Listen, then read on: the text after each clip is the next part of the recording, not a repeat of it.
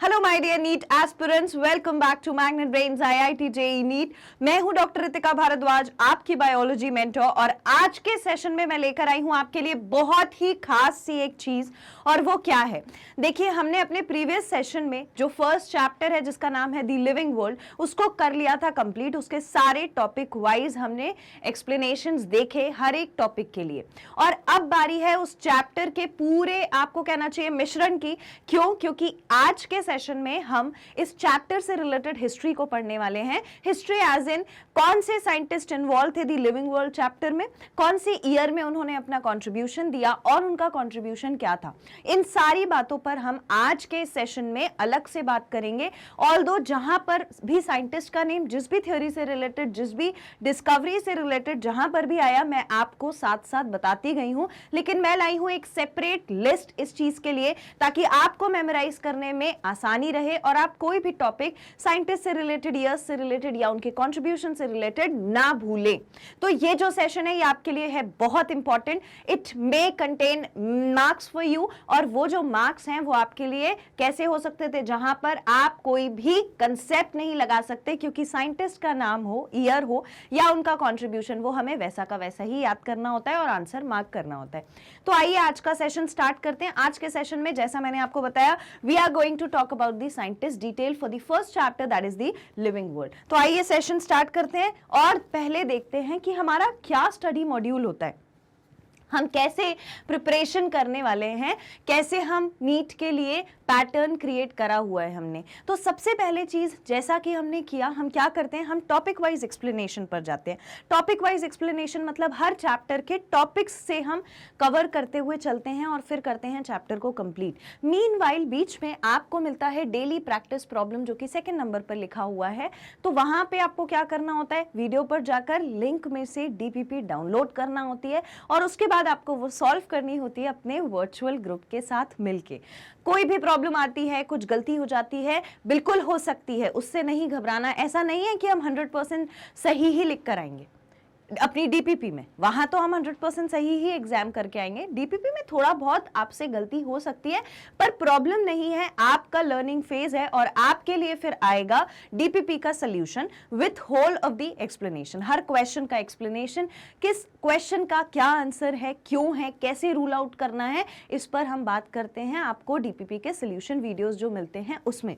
Next हम करते हैं चैप्टर वाइज एमसीक्यूज को solve. Once we complete with the chapter, उसके बाद हम उस चैप्टर से रिलेटेड मल्टीपल चॉइस क्वेश्चंस को करते हैं solve. Then we have list of names of scientist, जो कि आज का सेशन आपको बता देगा कि list of scientist names, years and contribution is utmost important. Next है प्रीवियस ईयर क्वेश्चंस का वीडियो, जो पहले पूछे गए हैं एग्जाम में वो questions. Then we have doubt solving session. आपको जहां पर भी डाउट आता है, मैंने आपसे हमेशा बोला है, आप एक जगह कॉपी में उसको लिख कर रख लीजिए। जिस भी दिन डाउट सॉल्विंग सेशन आएगा उस दिन आपको वो सारी चीजें पूछनी है। अदरवाइज आप एक और चीज कर सकते हैं, you can definitely ask me the doubts in the comment section always. Then we have weekly test paper. Weekly test paper जो बहुत इंपॉर्टेंट है। हाँ, अब कैसे प्रिपेयर करना है, कैसे पढ़ें, कैसे टाइम टेबल बनाएं, कैसे हमेशा कंसिस्टेंटली हम एनर्जेटिक बने रहें अपनी पढ़ाई को लेके, इस बारे में भी गाइडेंस होता है, इस बारे में भी हम बात करते हैं, मैं और आप मिलके। Then we have chapter wise one shot revision.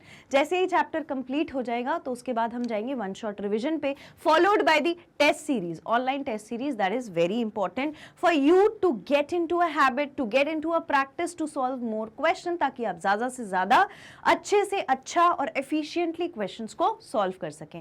तो आइए आज का सेशन स्टार्ट करते हैं। मॉड्यूल के बारे में हमने जान लिया है। सबसे पहला नाम जो हमको पढ़ना है इस चैप्टर के लिए वो है सर एरिस्टोटल का। He is sir Aristotle. Sir Aristotle को बोला जाता है फादर ऑफ बायोलॉजी, यानी कि आपके और मेरे लिए जो स्टूडेंट्स कोर बायोलॉजी से बिलोंग करते हैं उनके लिए ये सर एरिस्टोटल ही सब कुछ है। He is the father of biology as well as he is considered as the father of zoology. Biology जहां पर n नंबर ऑफ सारी पढ़ाइयां हो रही हैं, which includes plant, which includes animal, लेकिन जब जूलॉजी की बात करते हैं तो महारत हासिल है सर एरिस्टोटल को जूलॉजी यानी कि एनिमल स्टडी में। That is why he is called as the father of zoology. अब जब भी ये क्वेश्चन आएगा तो फादर ऑफ बायोलॉजी आया है, फादर ऑफ बॉटनी आया है, फादर ऑफ जूलॉजी आया है, तो हमें इस चीज को आइडेंटिफाई करना पड़ेगा। तो सर एरिस्टोटल को बायोलॉजी और जूलॉजी दोनों के लिए कंसिडर किया जाता है, और किसी को भी फादर बोल रहे हैं हम उस पर्टिकुलर सब्जेक्ट का, यानी कि उनसे बड़ा नाम उस सब्जेक्ट के लिए, उस टॉपिक के लिए और कोई भी नहीं है। नेक्स्ट है he classified plants on the basis of morphological character, यानी मैं कह सकती हूं एक्सटर्नल कैरेक्टर के बेसिस पे, एक्सटर्नल कैरेक्टर्स। अब एक्सटर्नल कैरेक्टर्स का मतलब क्या होता है? एक्सटर्नल कैरेक्टर्स का मतलब होता है वो कैरेक्टर्स जो आप अपनी आईज से किसी के अंदर ऑब्जर्व कर सकते हो। अगर वो एनिमल है तो आपको एनिमल के अंदर क्या ऑब्जर्व करने को मिलता है? आंख, कान, नाक, हाथ, पैर, ये सारी चीजें हमको एक्सटर्नली दिख रही हैं, तो हम इसी से रिलेटेड कुछ ना कुछ करने की कोशिश करेंगे। अगर हम प्लांट की बात करें तो प्लांट में हमको क्या क्या दिखता है? लीफ दिखती है, शूट दिखता है यानी कि स्टेम दिखती है, रूट नहीं दिखती, रूट सॉइल के अंदर है। और हम किसकी बात कर रहे हैं? जो हम एक्सटर्नली बाहर से देख सकते हैं। तो हम जो एक्सटर्नल फीचर्स देख पाते हैं उनको हम कहते हैं मॉर्फोलॉजिकल फीचर्स। और सर एरिस्टोटल ने भी मॉर्फोलॉजिकल फीचर्स को ही कंसिडर किया था, वो भी प्लांट्स के मॉर्फोलॉजिकल फीचर्स को with comparison to their height. इन्होंने हाइट को मुद्दा रखकर पूरी स्टडी करी और फिर इन्होंने क्लासिफाई किया। और इनका कहना था कि कुछ प्लांट्स ऐसे थे, जब आप प्लांट्स की बात करते हो तो आपके दिमाग में सबसे पहले क्या आता है ना? जब मैं बोलती हूं प्लांट तो आपके दिमाग में कोई एक ऐसा स्ट्रक्चर आया होगा, राइट? आपके दिमाग में कोई ऐसा स्ट्रक्चर आया होगा, या अगर ऐसा नहीं आया होगा तो ऐसा आया होगा, राइट? लेकिन जब मैं बोलती हूं ट्री तो आपके दिमाग में क्या आता है? एक ऐसा स्ट्रक्चर आता है, राइट? ऐसा स्ट्रक्चर आता है जब मैं बोलती हूं ट्री। तो तीनों में अंतर क्या है? ये बहुत छोटा स्ट्रक्चर है, ये उससे थोड़ा बड़ा स्ट्रक्चर है, और ये उससे भी बड़ा स्ट्रक्चर है। यही अंतर है ना? अब इसकी रूट्स भी सिमिलरली, क्योंकि प्लांट बड़ा है तो रूट्स भी इसकी बड़ी ही होंगी, राइट? तो इन तीनों पिक्चर्स में आपको जो दिख रहा है बेसिक डिफरेंस, अगर मैं आपसे पूछूं तो वो आप क्या बोलोगे देखते ही? देखो, शूट तो सब में है, स्टेम तो सब में है, लीव्स भी सब में है, लेकिन बेसिक स्ट्रक्चर जो आपको अलग दिखता है वो क्या है? It is about the height. Height आपको देखते ही समझ में आ रही है। तो सर एरिस्टोटल ने भी यही किया। सर एरिस्टोटल ने जब प्लांट्स को देखा और देखने के बाद उन्होंने सोचा कि ये जो प्लांट्स हैं इनमें बेसिक क्राइटेरिया जो मुझे अलग दिखता है वो क्या है, तो मैं सारे शॉर्ट हाइटेड प्लांट्स को एक तरफ रख देता हूं, फिर मैं मीडियम हाइट प्लांट्स को एक तरफ रख देता हूं और टॉल प्लांट्स को बिल्कुल एक तरफ रख देता हूं। तो उन्होंने इसी तरीके से प्लांट्स को कर दिया classify on the basis of external structure यानी कि मॉर्फोलॉजी, और बोला कि एक होते हैं ट्रीज, दूसरे होते हैं शर्ब्स और तीसरे होते हैं herbs according to the size. Trees, shrubs and herbs उन्होंने बता दिए। So he classified plants on the basis of morphological characters. अब आप इसको ऐसे भी याद रख सकते हो कि हमने जब पढ़ना स्टार्ट किया सर एरिस्टोटल के बारे में, तो जो पहली बात हमने बोली वो क्या थी? पहली बात हमने ये बोली कि इनको father of zoology, father of botany, biology बोला जाता है। बॉटनी की बात कहीं नहीं हुई थी, प्लांट्स की बात कहीं नहीं हुई थी। That means we can get the fact, हमें इतना समझ में आता है कि इनका मेन फोकस पूरे एनिमल्स को लेकर था, पूरी कोर बायोलॉजी को लेकर था। प्लांट के बारे में इन्होंने थोड़ा कम सोचा या थोड़ा कम पढ़ा और इसीलिए सिर्फ जो बाहर से दिखता था उसको देख के नाम दे दिया, प्लांट के अंदर जाने की कोशिश नहीं करी। इस तरीके से हम इस कहानी को याद रख सकते हैं। तो ये सब किसके बारे में है? सर एरिस्टोटल के बारे में। ठीक है, मूविंग अहेड, नेक्स्ट साइंटिस्ट हैं थियोफ्रेस्टस। नेक्स्ट साइंटिस्ट हैं Theophrastus. He is known as the father of ancient taxonomy and father of botany. तो पहले हमें मिले फादर ऑफ बायोलॉजी, फिर हमें मिले फादर ऑफ जूलॉजी, और अब हम आ गए हैं फादर ऑफ बॉटनी पर, as well as father of ancient taxonomy. Taxonomy is the branch of biology that deals with the study of classification of organisms, जहां पर टैक्सॉन में ग्रुपिंग कर दी जाती है, टैक्सोनॉमी में ग्रुपिंग कर दी जाती है, और वो ग्रुप्स कहलाते हैं टैक्सॉन। और ये टैक्सॉन अलग अलग टाइप के होते हैं। इस थ्योरी को समझो, टैक्सोनॉमी हमने बहुत पढ़ी इस चैप्टर में। टैक्सोनॉमी को हमने काफी डिटेल में इस चैप्टर में पढ़ा, तो मुझे वापस से समझाने की जरूरत तो देखो नहीं है, लेकिन फिर भी मैं इसे रिवाइज करा देती हूँ टिप्स पे। Taxonomy is the study where animals और organisms, I should say rather because plants are also included, where organisms are grouped और दे आर क्लासिफाइड। जहां पर ऑर्गेनिजम्स क्या हो जाते हैं, क्लासिफाई हो जाते हैं। किस बेसिस पर क्लासिफाई किया जाता है, ग्रुपिंग किस बेसिस पर की जाती है, बहुत सारे क्राइटेरियाज उनने बना दिए, लेकिन जब क्लासिफाई होते हैं, ग्रुप्स बनते हैं, तो उनको हम बोलते हैं टैक्सॉन्स। टैक्सॉन्स, इसके पास ब्रैकेट में लिख लेना ग्रुप, ठीक है। अब ये टैक्सॉन कितने टाइप के थे, taxon were of 7 major category या फिर मेजर टाइप्स, ठीक है। और वो क्या थे, kingdom, phylum, class, order, family, genus, species, और अगर कोई सब स्पीशीज, सुप्रा जीनस, सब जीनस है तो वो भी मेंशन होगा, ठीक है। पर जरूरी नहीं है कि हर ऑर्गेनिज्म के साथ वो मेंशन किया जाए, इसके लिए हमने अलग से पढ़ा हुआ है ऑब्लिगेट कैटेगरी और इंटरमीडिएट कैटेगरी। ऑब्लिगेट कैटेगरी यही होती है, इंटरमीडिएट कैटेगरी इनके सुपर या सब ग्रुप्स होते हैं। तो ये हमने टैक्सॉन के बारे में पढ़ा हुआ है। अब ये जो था, इसका एंशियंट टाइम में जिन्होंने पढ़ाई करी, जिन्होंने सबसे पुराने समय में इसके बारे में पढ़ाई करी, which was a greater concept, बहुत बड़ा कंसेप्ट था उस समय, उस दौरान, क्योंकि आज हमारे पास सारी फैसिलिटीज हैं, सारी टेक्नोलॉजीज हैं, आज हमारे पास आर्टिफिशियल इंटेलिजेंस है, तो हम हर चीज को सीक्वेंस में बहुत अच्छे से डीपली जान सकते हैं, लेकिन पहले के जमाने में ऐसा नहीं था। एंशियंट टाइम में इन्होंने जो भी स्टडी करी, it must have required more and more of hard work, क्योंकि इतनी ज्यादा टेक्नोलॉजी नहीं थी। Even in that time, even in those days, he was called as the father of ancient taxonomy. And Theophrastus wrote the book on plants, क्योंकि ये botany में बहुत महारत हासिल थी इनको, तो इन्होंने बॉटनी की यानी कि प्लांट्स की एक बुक लिखी। उस बुक का नाम था हिस्टोरिया प्लांटरम। अब यहाँ पे व्हाट इज इंपॉर्टेंट इज, यहाँ क्वेश्चन आ सकता है, ठीक है, हो सकता है सिर्फ बुक का नाम दे दें। अब आपको क्या करना है, मैं वापस से फर्स्ट स्लाइड लगा देती हूँ, आप एक बारी उसको देख लीजिए, लिख लीजिए। आपको करना यह है कि आप जब भी लिख रहे हैं तो एक लिस्ट बना लीजिए, एक तरफ साइंटिस्ट का नाम लिखिए, एक तरफ ईयर, एक तरफ उनके कंट्रीब्यूशन, और दूसरी साइड में उनकी बुक का नाम अगर कोई है तो। आप इस पैटर्न से लिखिए, मैं आपको समझाने के लिए पॉइंट्स में लाई हूं, अगर आप ऐसे लिख के याद कर सकते हैं तो बहुत ही अच्छा है, अदरवाइज वो आपके लिए एक शॉर्टकट है। I go back again to the first slide, आप इसको एक बार लिख लीजिए so that you can remember. लिख लिया, नेक्स्ट ये वाला, ठीक। यहां पर हमें क्या क्या याद रखना है, हमें 3 बातें याद रखनी है कि he was known as the father of ancient taxonomy, then he was known as the father of botany, and then he wrote the book Historia Plantarum, which was the book based on plants, because he was the father of the botany, and botany is the study of plants. That's it. Okay, now he classified, इन्होंने भी plant को classify किया, ठीक है, external basis के ही form पर। और जब इन्होंने प्लांट को क्लासिफाई करा तो ऑलरेडी सर एरिस्टोटल ने भी क्लासिफाई किया हुआ था, तो इनका जो क्लासिफिकेशन था इसको बोला गया कि ये आर्टिफिशियल क्लासिफिकेशन है, इनका क्लासिफिकेशन था आर्टिफिशियल। तो बेसिकली इन्होंने भी क्या करा, इन्होंने भी प्लांट्स को क्लासिफाई किया, प्लांट्स को क्लासिफाई किया।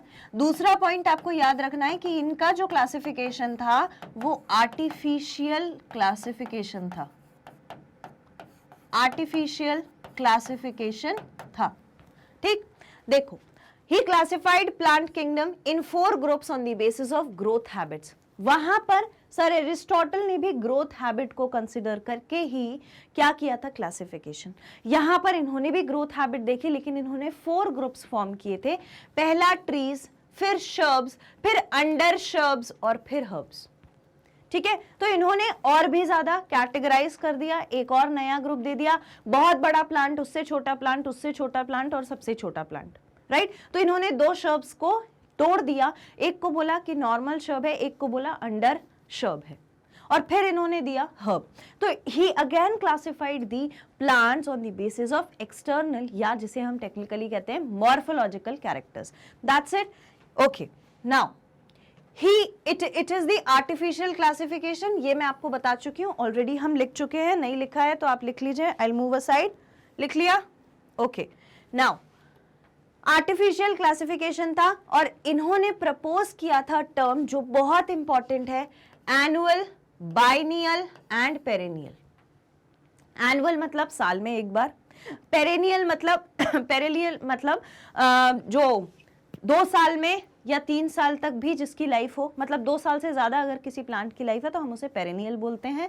एनुअल मतलब साल में एक बार ग्रो होने वाला, और बाइनियल मतलब साल में 2 बार ग्रोथ दिखाने वाला। तो इन्होंने सबसे पहली बार प्लांट्स को लेकर के ये 3 इंपॉर्टेंट बात बताई थी, तभी तो ये फादर ऑफ बॉटनी कहलाते थे।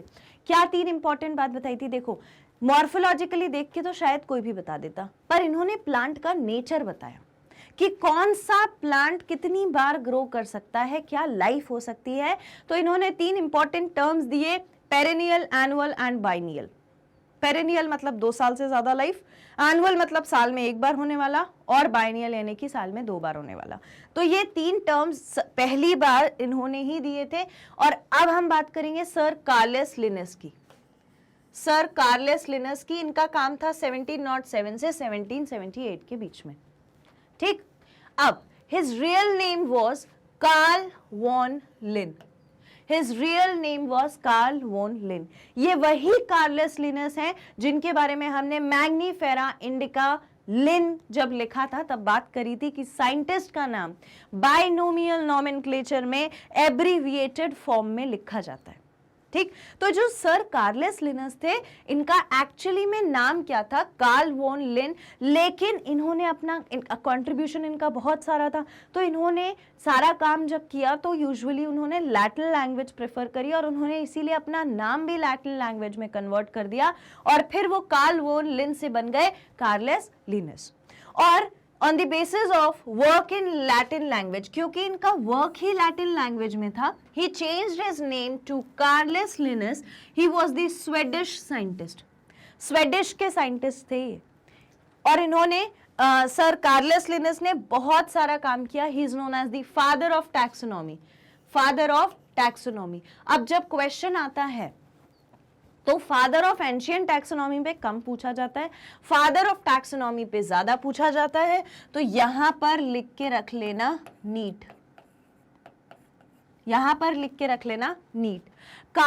सर कार्लेस लिनस के बारे में बहुत सारी बातें हैं, तो उसमें से एक आध क्वेश्चन डेफिनेटली फंस ही जाता है।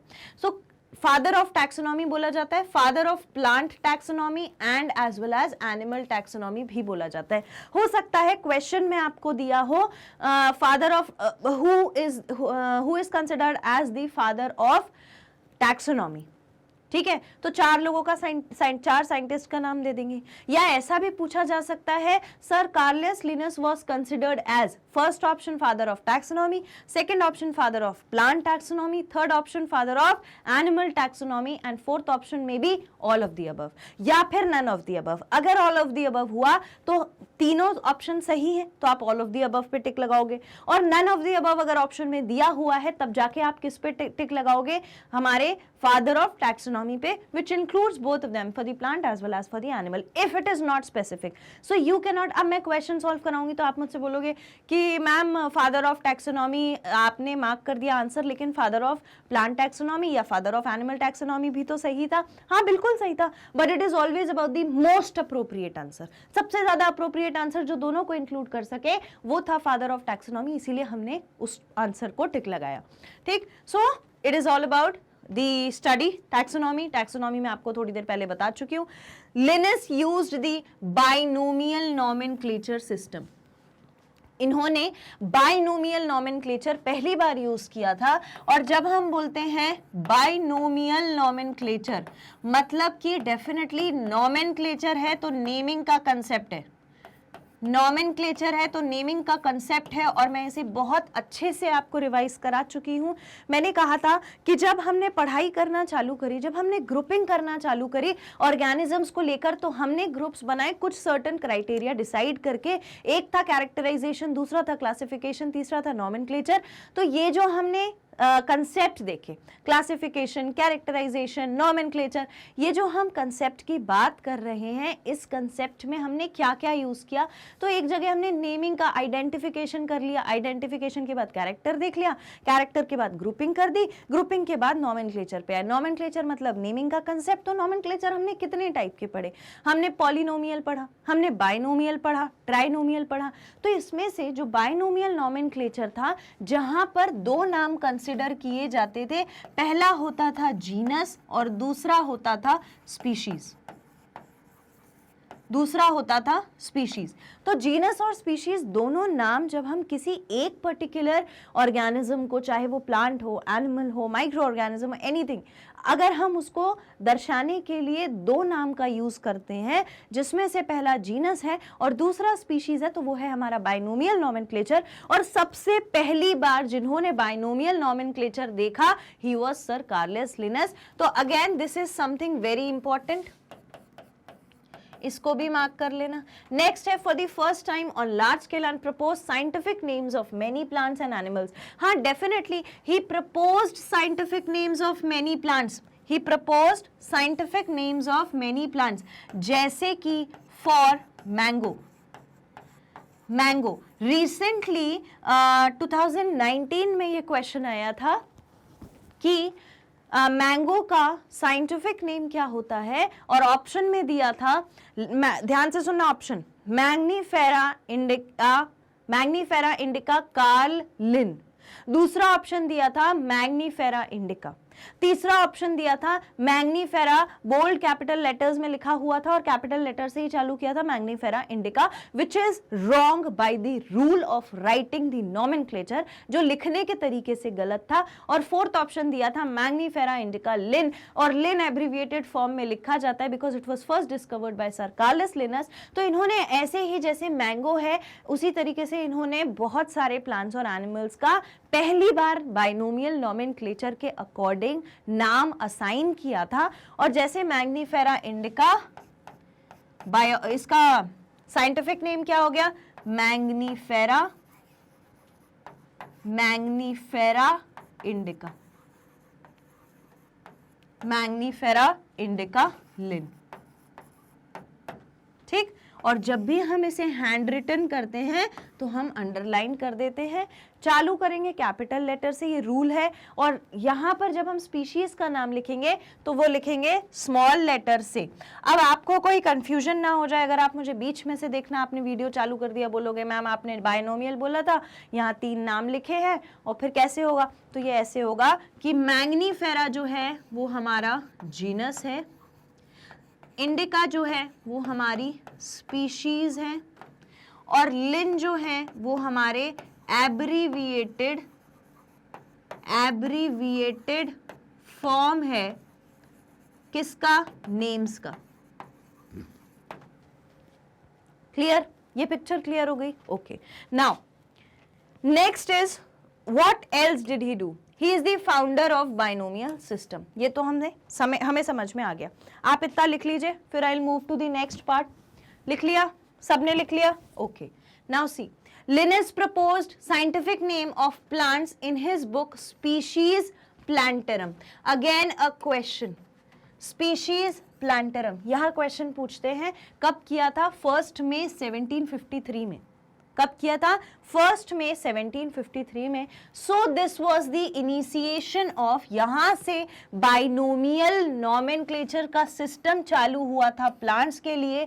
Hence any name proposed for plants before this date is not accepted today. इसीलिए यहां पर मैंने पूरी डेट मेंशन करी है, क्योंकि 1 मई 1753 से पहले जो भी प्लांट्स हुआ करते थे और उन्हें जो भी नाम दिया जाता था वो आज की डेट में एक्सेप्टेड नहीं है। यानी कि 1 मई 1753 के बाद से उन नाम को यूज नहीं किया गया। क्यों यूज नहीं किया? क्योंकि उस दिन के बाद से एक नया सिस्टम नाम देने का, यानी कि नेमिंग का चालू हो गया था, और फिर वही फॉलो हुआ करता था। ठीक, he propose the scientific name of animals. इसके बाद ऐसा नहीं है कि इन्होंने सारा काम सिर्फ प्लांट्स के लिए किया, he went forward to the animals also. इन्होंने एनिमल्स के बारे में उनके नाम बताने के लिए भी एक बुक दी जिसका नाम था Systema नेचुरे। Again a question, Systema नेचुरे, again a question. ठीक, इनके 10th एडिशन में इन्होंने एनिमल्स को नाम देने की कोशिश करी बुक सिस्टमा नेचुरे में। फिर Linus gave the two kingdom system, इन्होंने सबसे पहले टू किंगडम सिस्टम क्लासिफिकेशन दिया। ही ग्रुप्ड प्लांट्स एंड एनिमल्स। हमेशा टू किंगडम क्लासिफिकेशन में क्या होता था, टू किंगडम क्लासिफिकेशन में दो ही किंगडम बनते थे, एक होता था प्लांटे और दूसरा होता था animalia.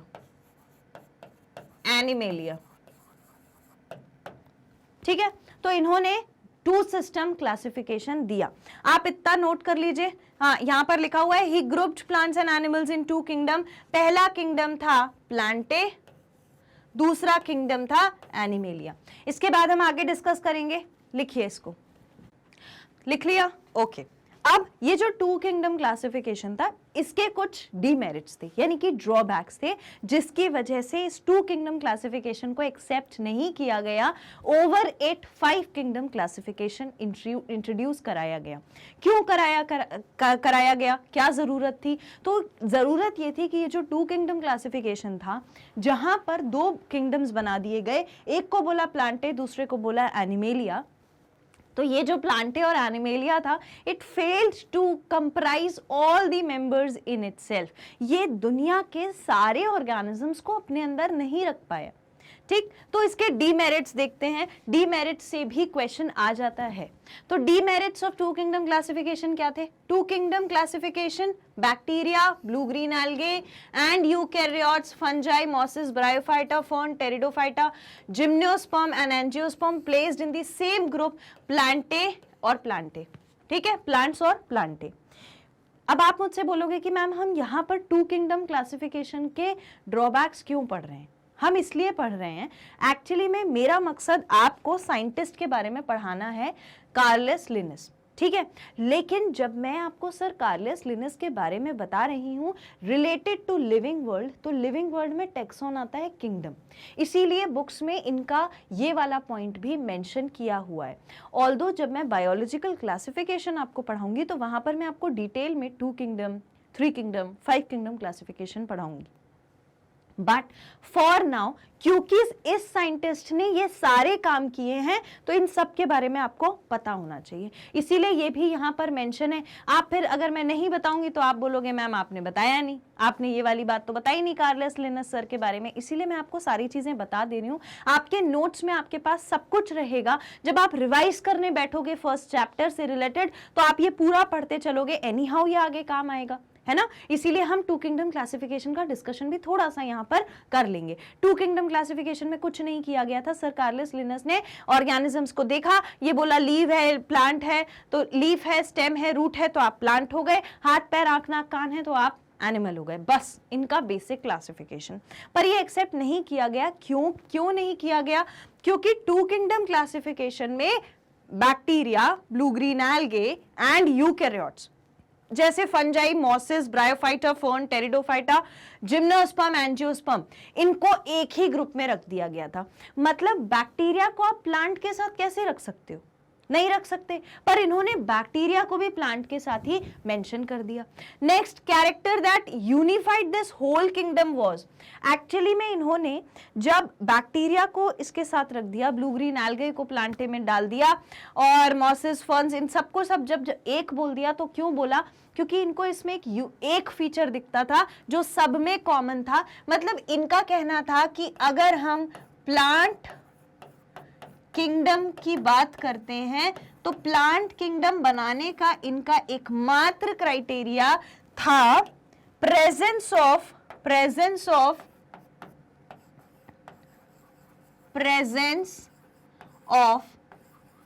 Cell wall. Presence of cell wall.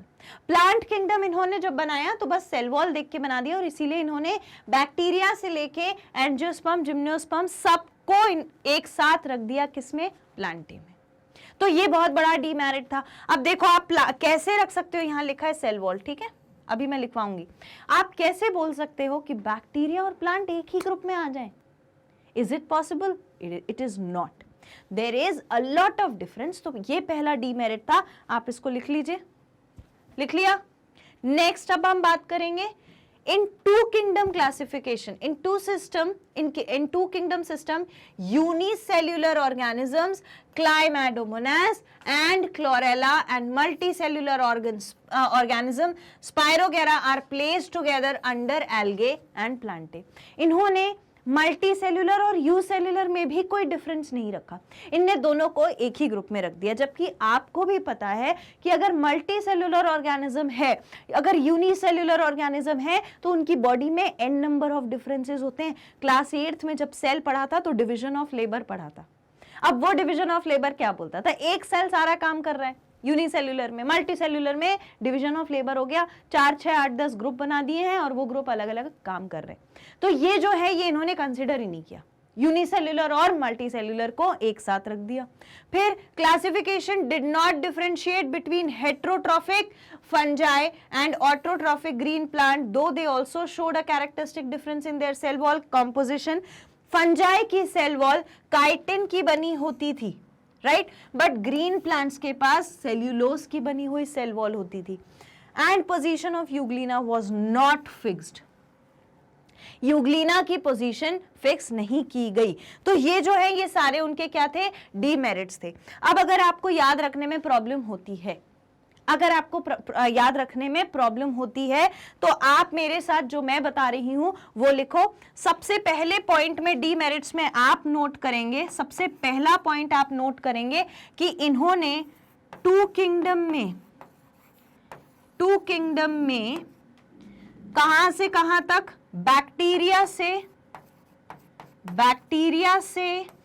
Bacteria के बाद ब्लू ग्रीन एल्गी आ जाएगी, bryophyta, pteridophyta, Thallophyta, gymnosperm, angiosperm. तो आप समझ लो पूरा एंजियोस्पर्म तक एक साथ रख दिया था। टू किंगडम क्लासिफिकेशन में इन्होंने बैक्टीरिया से एंजियोस्पर्म तक सारे ग्रुप्स एक साथ रख दिए और उसको बोल दिया प्लांटे, उसको बोल दिया प्लांटे। ये पहला डीमेरिट है ना, जिसके पास सेल वॉल प्रेजेंट थी। इनको उसने क्यों कंसिडर किया साइंटिस्ट ने? As they contain cell wall, क्योंकि उनके पास सेल वॉल थी। इतना क्लियर? अब देखो दूसरा डीमेरिट मैम हम क्या याद करेंगे? दूसरा डीमेरिट याद कर लो कि he kept unicellular and multicellular organisms together। इन्होंने एक साथ यूनिसेल्यूलर और मल्टीसेल्यूलर ऑर्गेनिजम्स को रख दिया था। नेक्स्ट हम बात करेंगे, इन्होंने दूसरा डीमेरिट है ना, दो हो गए, तीसरा third demerit, there was no difference between heterotroph and autotroph. तो heterotrophs and autotrophs were in same group, एक ही ग्रुप में रख दिया, ठीक है। और यूग्लिना को तो इन्हें छोड़ ही दिया, यूग्लिना की तो इन्होंने बात ही नहीं करी, इग्नोर कर दिया यूग्लिना को। तो इग्नोर्ड यूग्लिना, ही इग्नोर्ड दी यूग्लिना। तो ये हमारे 4 पॉइंट्स हमें याद रखने हैं, ठीक है। यूनिसेल्यूलर मल्टीसेल्यूलर वाला, यूनिसेल्यूलर और मल्टीसेल्यूलर वाला, उसके बाद हेट्रोट्रॉफ्स और ऑटोट्रॉफ्स वाला, उसके बाद यूग्लिना वाला, और उससे पहले हमें याद रखना है कि इन्होंने सेल वॉल को कंसीडर कर दिया और बैक्टीरिया और एंजियोस्पर्म को एक साथ रख दिया। कोई दिक्कत इतने में? आप लिख लीजिए, लिख लिया first point, okay. Second point, third point, fourth point, ये हो गए डीमेरिट्स। अब हम बात करेंगे सर जॉर्ज बेंथम, जिनका वर्किंग टाइम था 1800 से 1884 तक, एंड जोसेफ डाल्टन हुकर 1817 से 1911 तक। ठीक, both Bentham and Hooker were related to royal botanical garden. Royal botanical garden से दोनों रिलेटेड हैं, सर बेंथम भी और सर हुकर भी। इसके बाद scientist working in botanical garden, जो साइंटिस्ट बोटानिकल गार्डन में काम करते हैं। अब देखो चीजें कैसे कोरिलेट होती हैं। जब हमने चैप्टर पढ़ा वहां पे हमने टैक्सोनॉमिकल एड पढ़े, वहां मैंने पढ़ाया आपको हर्बेरियम है, वहां मैंने आपको बताया बोटानिकल गार्डन है, म्यूजियम है, जूलॉजिकल पार्क है, की है, मैनुअल है, मोनोग्राफ है, कैटलॉग है, ये सारी चीजें पढ़ाई।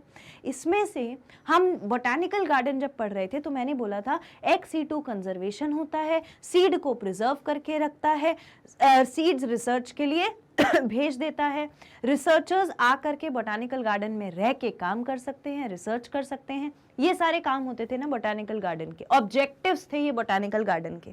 जिन्होंने मेरा वो वीडियो देखा होगा वो बात समझ में आ गई होगी, और अगर नहीं देखा है तो अभी जाके देखना जरूरी है। जब तक आप चैप्टर अच्छे से नहीं समझेंगे ये वाली चीजें थोड़ा आपको कंफ्यूज कर सकती है। ठीक है, तो हम बात कर रहे हैं बोटानिकल गार्डन की। तो जो साइंटिस्ट बोटानिकल गार्डन में जाकर अपना कंट्रीब्यूशन, अपना काम करते हैं, उनको बोलते हैं क्यूरेटर। उनको क्या बोलते हैं? Curator. They are called as curator. ठीक, and they wrote the book genera plantarum, a neat important point. इनको बोलते हैं जेनेरा प्लांटेरम। इन्होंने बुक लिखी थी जेनेरा प्लांटेरम नाम से 1862 और 1883 में। And in this book Bentham and Hooker gave सबसे बड़ा, सबसे biggest and the natural classification of Spermatophyta. Spermatophyta मतलब स्पर्म का मतलब क्या होता है? गेमीट, है ना। तो स्पर्मेटोफाइटा के बारे में इन्होंने बताया था। फाइटा इज फॉर प्लांट, तो प्लांट विद सीड, जो आगे जाके गेमीट है तो आगे जाके सीड बनेगा ही बनेगा फर्टिलाइजेशन होने, कंप्लीट होने के बाद, मैच्योरिटी के बाद। तो spermatophyta which are called as plants with seeds, उनके बारे में इन्होंने सबसे बड़ा और नेचुरल क्लासिफिकेशन दिया था। और उस क्लासिफिकेशन के अकॉर्डिंग इन्होंने बोला था कि स्पर्मेटोफाइटा में 202 स्पीशीज होती हैं। 202 एक्चुअली कैटेगरीज होती हैं। तो इनका कहना था कि डिवीजन स्पर्मेटोफाइटा में 202 फैमिलीज हैं। It contains 202 families. और जिस फैमिली को इन्होंने 3 क्लासेस में कर दिया डिवाइड। पहली क्लास को बोला डाइकोटिलिडने, और उसमें इन्होंने कहा कि 202 फैमिली में से 165 फैमिलीज, 165 फैमिलीज हैं जो बिलोंग करती हैं डाइकोटिलिडन को। डाइकोटिलिडन मतलब कि वो सीड जहां पर 2 कोटिलिडन कवर प्रेजेंट होते हैं सीड में। जैसे मूंग की दाल में 2 अलग पोर्शन दिखते हैं, तो ये डाइकोटिलिडनस सीड जो होता है वहां पर 2 कोटिलिडन दिखते हैं। और उसमें 165 family gymnosperms, non flowering plant, उसके पास 3 फैमिलीज होती हैं। और फिर इन्होंने बोला मोनोकोटिलिडन के पास 34 फैमिलीज थी। इन्होंने पूरी 202 फैमिलीज को 3 ग्रुप में डिवाइड कर दिया, 165, 3 एंड 34, दैट इज 202 फैमिलीज। ठीक, ये इन्होंने सबसे बड़ा क्लासिफिकेशन दिया था विथ रिगार्ड्स टू स्पर्मेटोफाइटा। वो प्लांट जो सीड बनाने के केपेबल हैं। तो 2 सीड कवरिंग है, 1 सीड कवरिंग है, या फिर बिना उसके सीड बन गया, है ना। तो ये वाला इन्होंने कंसेप्ट दिया था। अब मेरिट्स क्या थे, क्या अच्छी बातें थी सर बेंथम और हुकर के क्लासिफिकेशन की। ठीक, तो सबसे पहली इंपॉर्टेंट बात थी कि इनका जो क्लासिफिकेशन था वो पहली बात तो कैसा था, नेचर में नेचुरल क्लासिफिकेशन था, जो नेचर वाइज ही ऐसा है। सीड में जाकर कोई भी चेंजेस आप तो नहीं कर सकते, वो नेचर वाइज ही ऐसा है। Classification of Bentham and Hooker was mainly based on the floral character. Floral character का क्या मतलब होता है? फ्लावरिंग, फ्लावर्स के कैरेक्टर्स, फ्लावर्स के कैरेक्टर्स को कंसिडर किया इन्होंने। ठीक, और दूसरी बात, this was very appreciable because floral characters are more stable than vegetative characters. Floral जो कैरेक्टर्स होते हैं, यानी कि फ्लावर के जो कैरेक्टर्स होते हैं, वो अपने वेजिटेटिव कैरेक्टर्स से ज्यादा स्टेबिलिटी शो करते हैं, ज्यादा फंक्शन शो करते हैं। वेजिटेटिव पार्ट्स तो सपोर्टिंग होते हैं, है ना। तो वेजिटेटिव पार्ट्स यानी क्या, रूट, स्टेम और लीव्स। फ्लावर को छोड़ दें तो प्लांट में प्रेजेंट बाकी सारी चीजें वेजिटेटिव पार्ट। देखो प्लांट में दो पार्ट हैं, एक प्लांट में दो पार्ट हैं, ठीक, प्लांट पार्ट्स को दो में डिवाइड किया गया। प्लांट पार्ट्स के दो पार्ट क्या थे, एक था वेजिटेटिव पार्ट। वेजिटेटिव पार्ट में क्या क्या आएगा, वेजिटेटिव पार्ट में आएगा root, stem and leaf. Root, stem and leaves. और दूसरा होता है floral parts, floral parts.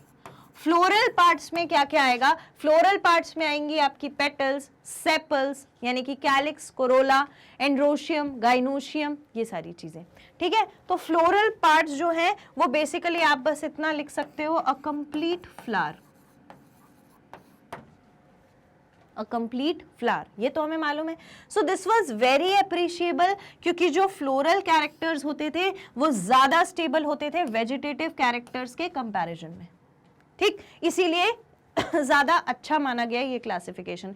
It is the simplest classification. देखो कोई भी क्लासिफिकेशन सिंपल तब होता है जब कोई कम कैरेक्टर्स को चूज करके ज्यादा इंफॉर्मेशन हम दे सकें। तो इन्होंने एक कैरेक्टर चूज कर लिया फ्लोरल और ज्यादा से ज्यादा इंफॉर्मेशन प्रोवाइड करी। Although it is not best classification but here the arrangement of herbarium sheets in herbaria is based on it because it is simpler one. Actually में ये बहुत एक्सेप्टेबल क्लासिफिकेशन तो नहीं रहा, लेकिन जब हर्बेरियम में, जब हर्बेरियम यानी कि जहां पर हम प्लांट के स्पेसिमेंस को, प्लांट के पार्ट्स को प्रिजर्व करके रखते हैं, ड्राई करने के बाद स्टिक करके जब रखा जाता है, तो वहां पर यही क्लासिफिकेशन फॉलो होता है जो फ्लोरल कैरेक्टर्स को यूज करे, क्योंकि ये बहुत सिंपल क्लासिफिकेशन है। The main reason for it simplicity is that classification is based on actual observation. Actually में जो इनको दिख रहा था इन्होंने सिर्फ उसे कंसिडर किया। तो यहाँ का मोस्ट इंपॉर्टेंट पॉइंट क्या है कि हर्बेरियम में यही क्लासिफिकेशन यूज होता है। अब यहां पर अगर आपसे नीट में क्वेश्चन पूछ लिया गया विच is the classification used for the herbarium, तो आप फिर क्या लिख के आ जाओगे, वो वाला अपना बाइनोमियल वाला, है ना। तो वहां पे वो नहीं लिखना है, वहां पे क्या लिखना है, हुकर एंड बेंथम ने जो क्लासिफिकेशन दिया था वो यूज होता है हर्बेरियम में। तो इस वाले पॉइंट पर लिख के रख लेना, यहां पे नहीं लिखते अपन, यहां लिख लेते हैं, इस वाले पॉइंट पे लिख के रख लेना नीट, ठीक है। अब नेक्स्ट हम बात करेंगे डीमेरिट्स क्या थे। हमने ये तो बोला कि ये ज्यादा एक्सेप्टेड नहीं है, पर रीजन बताओ क्यों एक्सेप्टेड नहीं है। तो डीमेरिट्स ये थे कि इस क्लासिफिकेशन में phylogeny of plant is not considered because in it gymnosperm are placed in between dicots and monocots. The sequence of evolution is as follows. Actually में इवोल्यूशन कैसा हुआ था, इवोल्यूशन हुआ था कि सबसे पहले नंबर पर आए थे जिम्नोस्पर्म्स, सबसे पहले नंबर पे आए जिम्नोस्पर्म्स, फिर आए डाइकॉट और फिर आए मोनोकॉट। लेकिन जो सर हुकर थे और जो सर बेंथम थे, उनके क्लासिफिकेशन के अकॉर्डिंग क्या होता है, उनका कहना है कि हमारे क्लासिफिकेशन के अकॉर्डिंग सबसे पहले आएगा डाइकॉट, फिर आएगा जिम्नोस्पर्म और फिर आएगा मोनोकॉट। एक्चुअली में ट्रू फाइलोजेनी कौन सी है, ट्रू फाइलोजेनी ये वाली है, और ये हमने जो दिया था वो ये था सर हुकर और बेंथम ने। तो ये वाला जो कंसेप्ट है वो गलत हो गया, वो कैसा हो गया, गलत हो गया, ठीक है। अब आप इसको एक बार नोट कर लीजिए। अब आप पूछोगे कि मैम ये तो लिख लिया, लेकिन ये बताओ कि फाइलोजेनी क्या है। है ना। फाइलोजेनी ऑल्दो मैं अपने प्रीवियस सेशंस में आपको बता चुकी हूँ, जितने भी स्टूडेंट्स मुझे वहां से सुनकर पढ़कर आए होंगे उन्हें ऑलरेडी पता होगा, लेकिन अगर कोई ऐसे स्टूडेंट हैं जिन्होंने वहां नहीं पढ़ा है तो मैं आपके लिए बता देती हूँ कि फाइलोजेनी क्या होता है। फाइलोजेनी को हम कहते हैं, फाइलोजेनी को हम कहते हैं, phylogeny is considered as, phylogeny is considered as descent of species. Descent of species मतलब कौन सी स्पीशीज बनने के दौरान, मतलब जब स्पीशीज बन रही थी एज इन जब ये इवोल्यूशन हुआ होगा, जो हम इसकी हिस्ट्री जाके देखें तो कौन से एंसेस्टर से निकल के 2-4 स्पीशीज बनी है। ऐसा होता है ना कि जैसे मान लो कैट और लायन एक ही फैमिली से बिलोंग करते हैं लेकिन उनकी स्पीशीज अलग अलग है ना। तो एक कोई एंसेस्टर है, वो एंसेस्टर के बाद बहुत सारा एवोल्यूशन होता चला गया, स्टेजेस आते चले गए और फिर एक डाइवर्जेंस आया और अलग अलग स्पीशीज उससे स्प्लिट होकर बन गई। तो अगर हम इसकी स्टडी करते हैं तो वो कहलाती है फाइलोजेनी। और उस स्टडी के अकॉर्डिंग सबसे पहले आना चाहिए था जिम्नोस्पर्म, फिर आना था डाइकॉट और फिर आना था मोनोकॉट। लेकिन ये जो सर बेंथम और हुकर ने क्लासिफिकेशन दिया उनके अकॉर्डिंग पहले डाइकॉट फिर जिम्नोस्पर्म, पहले डाइकॉट फिर जिम्नोस्पर्म और फिर मोनोकॉट आया, which was ideally wrong. Next अब हम बात करेंगे सर R.H. विटेकर की, again a very important name in this field. R.H. Whittaker का 1969 का प्रोग्राम था जहां उन्होंने पहली बार कुछ काम किया, कंसिडरेशन जहां उन्हें पहली बार एक्चुअली मिला। तो he proposed in 1969 the 5 kingdom classification which is the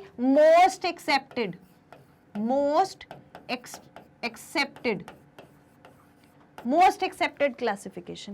According to most accepted classification, 1 minute, most accepted classification, गलत लिख दिया था मैंने, most accepted classification, अगर हम most accepted classification की बात करें जो कि क्या है, 5 किंगडम है, जिसके अंदर 5 किंगडम है।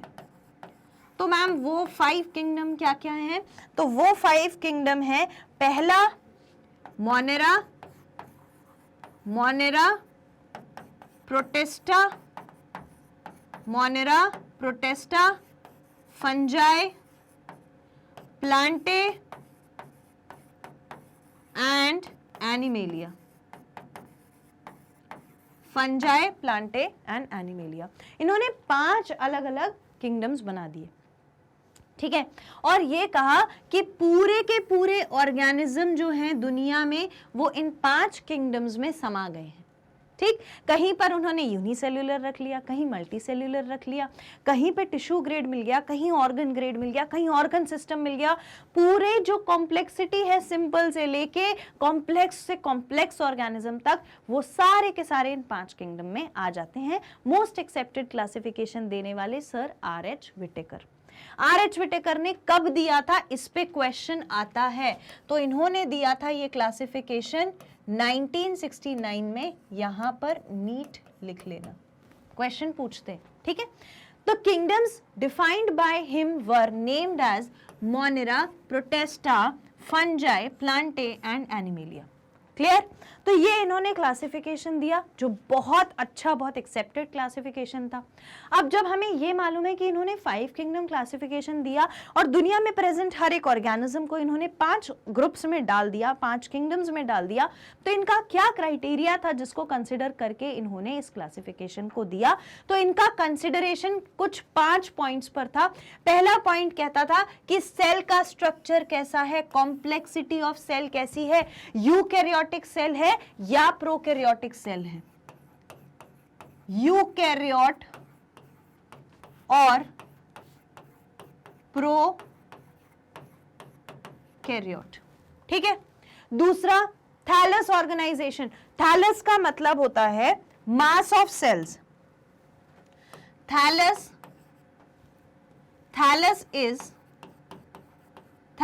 Is mass of cells. बहुत सारे सेल्स का बना हुआ, सिर्फ सेल्स का बना हुआ एक मास जिसमें सिर्फ सेल्स ही सेल्स हैं और कुछ है ही नहीं। तो इन्होंने थैलस ऑर्गेनाइजेशन देखी, यानी कॉम्प्लेक्सिटी देखी बॉडी ऑर्गेनाइजेशन की। कॉम्प्लेक्सिटी ऑफ बॉडी ऑर्गेनाइजेशन जब मैं कहती हूं तो आप सब जानते हैं कि cell will form tissue, tissue will form organ, organ will form organ system. बस यही तो कंसिडर किया उन्होंने कि किसकी बॉडी में, इन्होंने यही कंसिडर किया कि किसकी बॉडी में सेल प्रेजेंट है, किसकी बॉडी में सेल प्रेजेंट है, किसकी बॉडी में टिश्यू प्रेजेंट है, किसकी में ऑर्गन है और किसकी में ऑर्गन सिस्टम है। यही बात की थी। ठीक, नेक्स्ट इन्होंने बोला मोड ऑफ न्यूट्रिशन कैसा है। जब मैं बोलती हूं mode of nutrition, so what I want to say, mode of nutrition से मेरा क्या मतलब है? मोड ऑफ न्यूट्रिशन मतलब ऑटोट्रॉफिक या फिर ऑटोट्रॉफ्स है या फिर हेट्रोट्रॉफ्स हैं, ऑटोट्रॉफ्स हैं या फिर हेट्रोट्रॉफ्स हैं, ये कंसीडर किया इन्होंने। नेक्स्ट इन्होंने बोला रिप्रोडक्शन इन लाइफस्टाइल कैसी है। अगर मैं रिप्रोडक्शन की बात करती हूं तो मेरे दिमाग में क्या आता है? रिप्रोडक्शन की बात से मेरे दिमाग में आता है एसेक्सुअल है, एसेक्सुअल है या फिर सेक्सुअल रिप्रोडक्शन है, एसेक्सुअल है या फिर सेक्सुअल रिप्रोडक्शन है। अब फिर एसेक्सुअल में भी बहुत सारे टाइप्स थे, सेक्सुअल में भी बहुत सारे टाइप्स थे, और फाइलोजेनेटिक रिलेशनशिप, यानी कि अब भी मैंने आपको बताया फाइलोजेनेटिक रिलेशनशिप का मतलब होता है डिसेंट, डिसेंट ऑफ स्पीशीज। ठीक है, यानी हम कह सकते हैं कि यहां पर हम बात करते हैं कि एंसेस्टर कौन है, एंसेस्टर कौन है।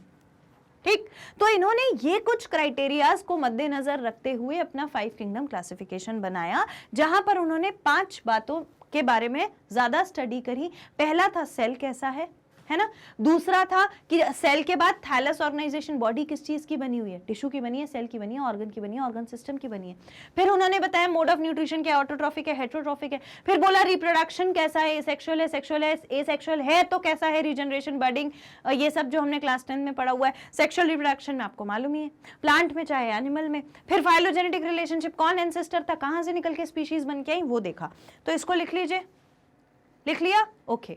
ऑल्दो मैं फिर से बोल रही हूं, मैं बायोलॉजिकल क्लासिफिकेशन में इसको पूरा पढ़ाऊंगी, पर क्योंकि ये साइंटिस्ट से रिलेटेड है इसीलिए मैंने एक साइंटिस्ट के बारे में पूरी बातें आपको यहां बताई हैं, ताकि कोई भी बात छूटे नहीं। जब आप रिवाइज करने बैठोगे तो आप सारा ही रिवाइज करोगे, है ना। तो जितनी चीजें उन साइंटिस्ट के बारे में है उतना हम पढ़ते चलेंगे, थोड़ा थोड़ा आइडिया हमको है।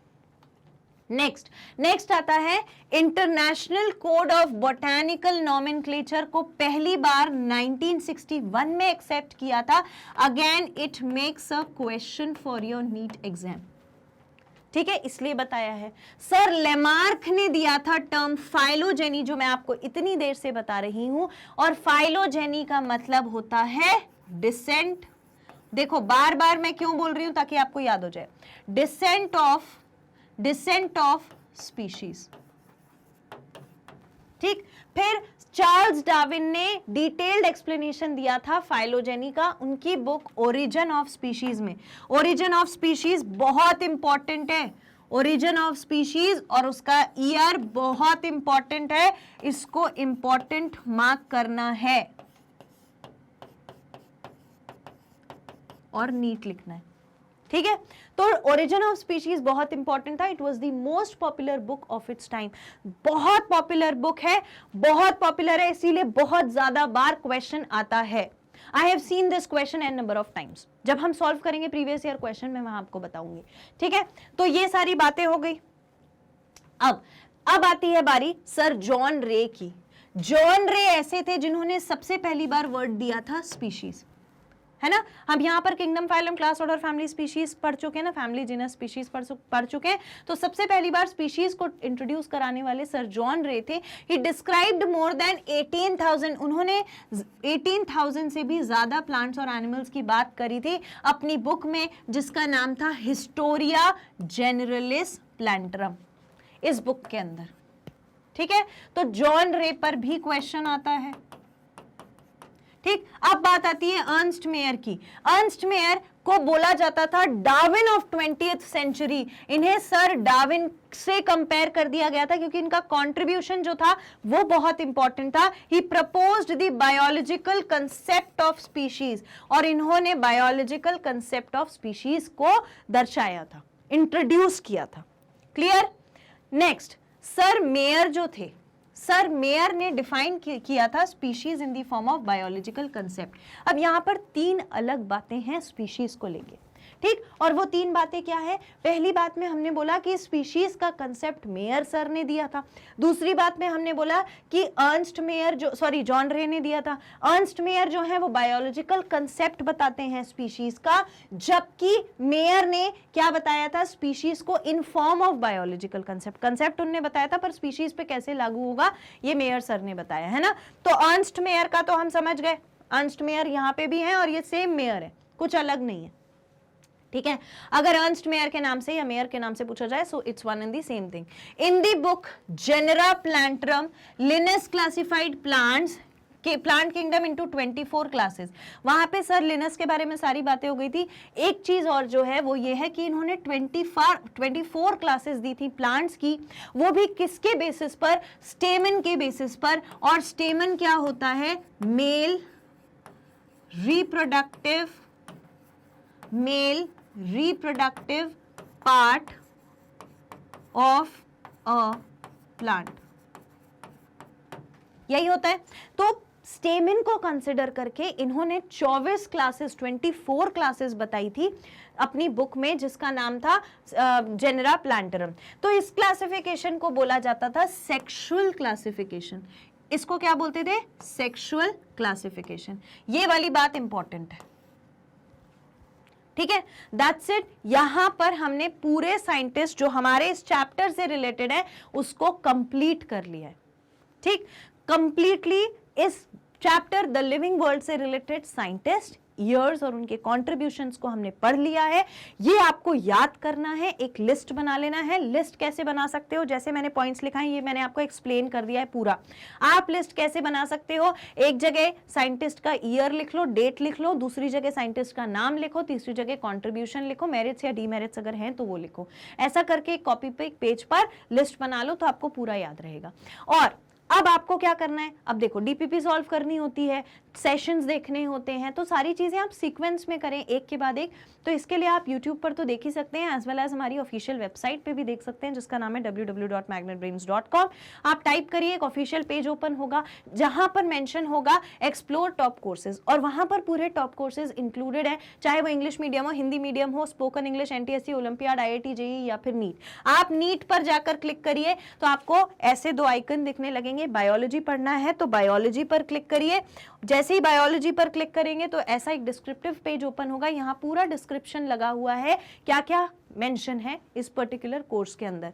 स्क्रॉल करेंगे तो नीचे आपको पूरे चैप्टर्स पूरे चैप्टर सीक्वेंस में मिल जाएंगे। उसे आप प्ले करिए तो इस तरीके से वीडियो आपके सामने प्ले होने लगेगा। अब आपको क्या करना है? आज का सेशन मैंने शुरू से बोला, फर्स्ट टाइम से बहुत इंपॉर्टेंट सेशन था। जितना ज्यादा से ज्यादा आप मुझे इस सेशन पर लाइक्स और कमेंट्स दोगे उतना ज्यादा मैं आपको समझ पाऊंगी कि आपकी तैयारी कैसी चल रही है, क्योंकि आप इस सेशन को अफोर्ड ही नहीं कर सकते हो मिस करना। तो लाइक कर दीजिएगा, लाइक करने से मुझे पता चल जाएगा कि यू आर कनेक्टिंग इट। दूसरा, सब्सक्राइब कर लेना है ताकि इस तरीके के आगे आने वाले मोस्ट इंपॉर्टेंट सेशंस आपके मिस ना हो। एंड शेयर कर दीजिएगा फ्रेंड, सिबलिंग्स और उस वर्चुअल ग्रुप में जहां पर मिलके आप डीपीपी सॉल्व करते हो, क्योंकि इस पर्टिकुलर सेशन में से निकल के आने वाले हैं n number of questions. Clear? तो क्या करना है? बहुत सारी प्रैक्टिस करनी है, क्वेश्चन सॉल्व करने हैं, सेशंस देखने हैं और अपने आप को स्ट्रांग बनाना है for the preparation. I will meet you again. तब तक के लिए thank you so much and take care.